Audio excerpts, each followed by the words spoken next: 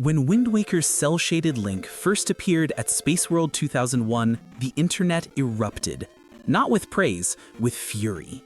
Fans created petitions demanding Nintendo return to realistic graphics. Message boards declared the franchise ruined. The backlash was so intense that Nintendo felt compelled to show Twilight Princess footage early to reassure fans they hadn't abandoned traditional Zelda aesthetics. Yet Wind Waker became beloved. Its art style now considered timeless, while realistic games from that era look dated. The lesson seemed clear. Trust Nintendo's artistic vision. But what if that lesson has become a limitation? What if the very concept of a Zelda aesthetic now constrains rather than defines? The Legend of Zelda has undergone remarkable visual transformations across 38 years. The original 1986 game featured simple sprites on the NES, establishing a top-down perspective that defined early entries. Link to the Past in 1991 refined this approach with more detailed 16-bit graphics, richer colors, and a visual style that felt simultaneously fantastical and grounded. The jump to 3D with Ocarina of Time in 1998 brought polygonal models, realistic proportions, and a more serious tone that positioned Hyrule as an epic fantasy realm. Then came the divergences. Majora's Mask in 2000 used the same engine as Ocarina of Time, but pushed toward a darker, more grotesque character designs. Wind Waker in 2002 shocked everyone with expressive cel shading and cartoon proportions that made Link look like an animated character rather than a fantasy hero. Twilight Princess in 2006 swung back toward realism, with detailed textures, muted colors, and elongated character proportions that felt mature and grounded. Skyward Sword in 2011 adopted a painterly, impressionistic style, with heavy bloom lighting and watercolor-like backgrounds. Breath of the Wild in 2017 merged anime-inspired character designs with Studio Ghibli environmental aesthetics, creating a soft, ethereal world. Each transformation generated controversy, followed by acceptance. Each proved that Zelda could adopt radically different visual identities while maintaining its essential character. But there's a pattern worth examining. Every Zelda art style, no matter how different, still feels unmistakably like Zelda. They exist within an aesthetic bandwidth, a range of acceptable visual approaches that never stray too far from certain foundational elements. And that bandwidth might be narrowing. Consider what elements persist across every visual style. Link always maintains recognizable features, green tunic or blue in Breath of the Wild, distinctive hat, sword and shield, youthful appearance. Zelda consistently appears as a princess with a blonde hair and regal bearing. Ganondorf presents as an imposing male figure associated with darkness and power. The Triforce appears in its iconic triangular configuration. Hyrule always feels like a medieval fantasy realm with castles, villages, forests, mountains, and ancient ruins. These constants create visual continuity across drastically different art styles. Players can instantly recognize Zelda regardless of whether it's rendered in cel shading, realistic textures, or impressionistic paintings. This recognition is valuable. It ensures brand consistency and allows players to immediately understand what they're experiencing. But it also creates boundaries. Every new Zelda must fit within this established visual vocabulary, which limits how radical the transformation can be. The gaming industry has witnessed extraordinary artistic experimentation over the past decade. Independent developers especially have pushed into territories that AAA studios rarely explore. Gris presents a watercolor world that shifts from monochrome to vibrant color as the narrative progresses. Kentucky Route Zero adopts a minimalist, almost abstract aesthetic that prioritizes mood over literal representation. Return of the Obra Dinn uses 1-bit monochrome graphics that recall early Mac computers, turning technical limitation into distinctive style. Sayonara Wild Hearts embraces neon-soaked, synthwave visuals that feel more like interactive music videos than traditional games. These experiments succeed because they're unburdened by franchise expectations. They can be as weird, abstract, or unconventional as their vision demands. Zelda doesn't have that freedom. Every new Zelda carries the weight of nearly 38 years of visual identity. Players approach each entry with preconceptions about what Hyrule should look like, how Link should appear, what tone the visuals should convey. These expectations create a creative boundary that's difficult to transgress without generating backlash. Imagine a Zelda game rendered in stark black and white, using only geometric shapes and harsh shadows like Limbo or Inside. The gameplay could be pure Zelda: exploration, puzzles, combat, dungeons. But the visual presentation would be so radically different that many players might reject it as not Zelda. Or consider a psychedelic, abstract Zelda with impossible geometry, shifting colors, and surreal environments that prioritize emotion over literal representation. Again, the mechanics could be traditional, but the aesthetics would challenge what fans consider acceptable for the franchise. The question isn't whether these approaches could work mechanically, it's whether they could work commercially and culturally for a franchise as established as Zelda. And the answer, based on market realities and fan reactions, is probably not, which raises the uncomfortable possibility that Zelda's visual identity has become ossified, locked into a range of acceptable styles that prevents truly radical experimentation. This limitation extends beyond pure aesthetics into how visuals serve gameplay and narrative. Zelda's art styles have always been functional. They communicate gameplay information, establish atmosphere, and support storytelling. But they've never been experimental in ways that fundamentally challenge how players perceive and interact with the game world. Breath of the Wild's art style was beautiful and effective, but it didn't ask players to reconceptualize what a game world could look like. It refined and perfected existing approaches, rather than inventing new ones. Compare this to how some games use art style as a core mechanical element. Braid's painterly aesthetic shifts and distorts to reflect time manipulation mechanics. Antichamber's impossible geometry creates puzzles that only work because the art style breaks spatial rules. These games integrate art style and gameplay in ways that make them inseparable. Zelda's art styles, while gorgeous, tend to be decorative rather than integral. They enhance the experience but don't define it in fundamental ways. Yet attempting to change this carries genuine risks. The core elements that make Zelda recognizable, the Master Sword, the Triforce, Ganon, exploration, dungeon puzzles, exist in players' minds with specific visual associations. The Master Sword has a certain look, a certain feel. Dungeon architecture follows familiar patterns. Forest temples feel ancient and overgrown. Fire temples pulse with lava and heat. These visual tropes have been established across decades and dozens of games. Abandoning them would require rebuilding players' understanding of what these elements mean. The gameplay loops that define Zelda, exploring interconnected environments, solving environmental puzzles, engaging in sword combat, uncovering secrets, progressing through dungeons to gain power, aren't inherently tied to any specific art style. Theoretically, these mechanics could work with any visual approach, but practically, players have learned to read Zelda's visual language. They understand that cracked walls can be bombed, that switches often hide beneath skulls, that certain environmental patterns signal secrets. A radical art style shift would require players to retrain to read the world differently, which creates friction. There's also the risk that visual novelty could overshadow the gameplay itself. If a Zelda game adopted an aggressively experimental art style, discussions might focus on the visuals rather than the dungeons, the exploration, or the puzzles. The aesthetic could become the story rather than serving the story. This happened to some degree with Wind Waker. Initial conversations centered entirely on the cartoon graphics rather than the excellent ocean exploration and dungeon design beneath them.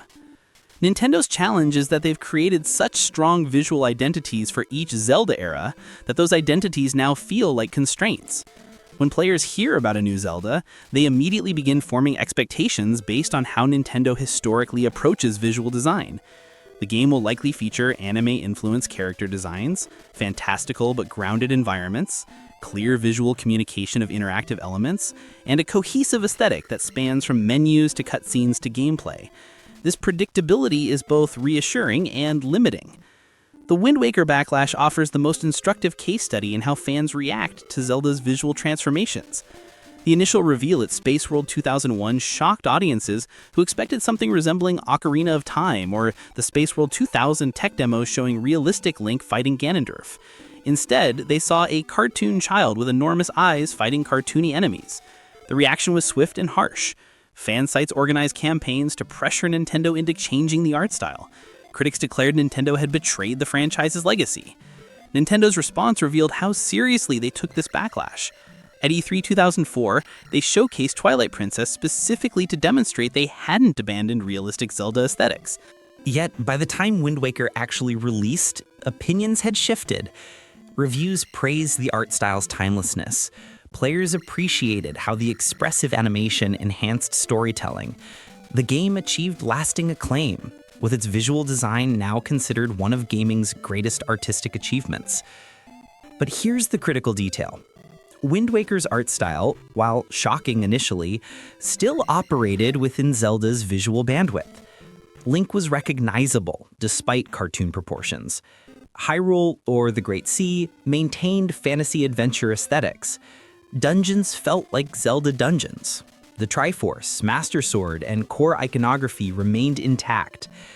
Wind Waker proved Zelda could be cartoon-like, but it didn't prove Zelda could be abstract, minimalist, psychedelic, or experimental in ways that fundamentally challenge genre conventions. The lesson Nintendo seems to have learned from Wind Waker isn't fans will accept any art style eventually, but rather significant art style changes generate controversy that we must carefully manage. This has made Nintendo increasingly cautious. Breath of the Wild's art style was beautiful but safe. It merged familiar anime influences with Ghibli-inspired environments in ways that felt refined rather than radical. Tears of the Kingdom maintained this exact aesthetic with minimal variation. The visual approach has calcified into a new standard that feels unlikely to change dramatically. Online discourse around game art styles has intensified this dynamic. Communities now dissect every trailer frame, comparing art styles to previous entries and debating whether changes represent improvements or compromises. Social media amplifies both praise and criticism, making every visual decision feel consequential. This environment makes genuine experimentation risky. A bold visual choice could generate weeks of negative coverage before players even experience the actual game. Yet, some franchises have successfully navigated radical visual reinvention. God of War transformed from stylized Greek mythology action to grounded Norse mythology adventure with a completely different visual approach. The 2018 game looked nothing like previous entries, yet it succeeded critically and commercially because the shift served clear design goals. Resident Evil 7 abandoned its traditional third-person perspective and visual style for first-person horror that felt radically different, and it revitalized the franchise. The difference is that these transformations came from positions of weakness rather than strength. God of War needed reinvention because the formula had grown stale. Resident Evil 7 emerged after a period of declining quality and fan dissatisfaction. Bold changes felt necessary rather than risky. Zelda currently occupies the opposite position. Breath of the Wild and Tears of the Kingdom represent creative and commercial peaks. Radical visual experimentation feels unnecessary when the current approach works brilliantly. This creates a self-reinforcing cycle. Success validates the current aesthetic, which makes deviation feel risky, which leads to incremental rather than radical changes, which maintains the successful approach. Over time, the range of acceptable visual styles narrows as each successful entry establishes new expectations. The Breath of the Wild aesthetic becomes the modern Zelda look, in the same way that Ocarina style once defined 3D Zelda. Breaking from it requires justification and courage that success makes difficult to muster. So, is Zelda's art style actually holding it back? The answer depends on what holding back means. If the question is whether current art styles prevent Zelda from being successful, engaging, or beautiful, the answer is clearly no. Breath of the Wild and Tears of the Kingdom prove that Nintendo's current visual approach produces stunning, immersive worlds that players adore. But if the question is whether Zelda's established visual vocabulary prevents certain kinds of experimentation, the answer is yes. There are artistic directions Zelda simply cannot explore without generating controversy and potentially alienating fans. Abstract aesthetics, minimalist presentation, non-traditional color palettes, Unconventional character designs that deviate significantly from established iconography, these approaches would clash with fan expectations so severely that they're functionally off limits. This limitation matters because visual innovation often drives broader creative innovation. New art styles force developers to reconsider how players interact with worlds, how information is communicated, how atmosphere is established. By restricting visual experimentation, Nintendo may be inadvertently restricting gameplay and narrative experimentation as well. The art style becomes a creative ceiling that other elements can't rise above. The path forward likely involves finding ways to innovate within constraints, rather than abandoning constraints entirely. Zelda could explore more dramatic lighting approaches, more stylized animation techniques, more varied environmental designs within individual games. Breath of the Wild demonstrated that different regions can have distinct visual identities while maintaining overall cohesion.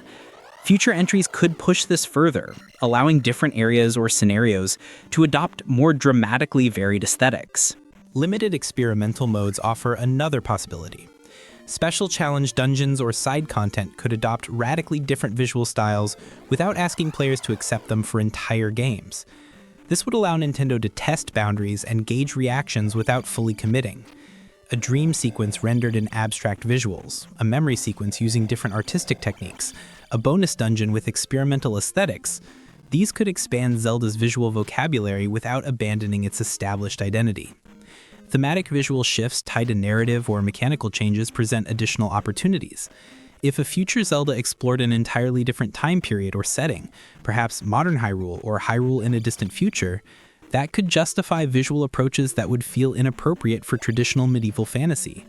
The art style would still be serving Zelda's core identity, but expressing it through different aesthetic language.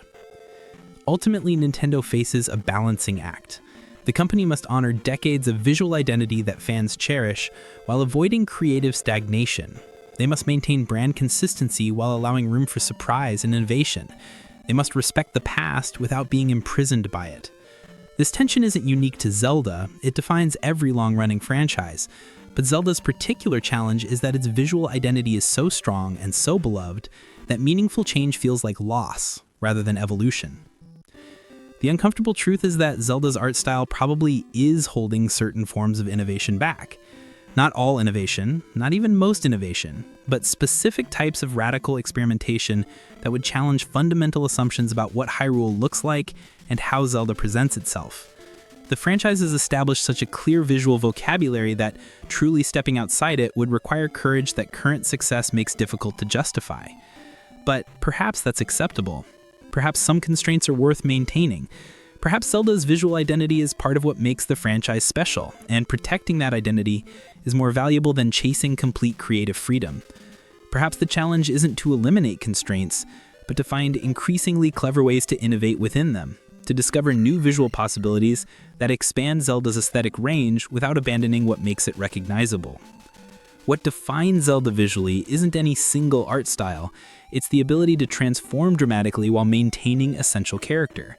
It's green-clad heroes and ancient evils, castles and dungeons, forests and mountains, magic and swords. These elements can be rendered countless ways, from realistic to cartoon to painterly to whatever comes next. The question isn't whether Zelda should abandon its visual identity. The question is whether that identity has room left to grow, or whether it's become a beautiful cage that Nintendo must someday escape.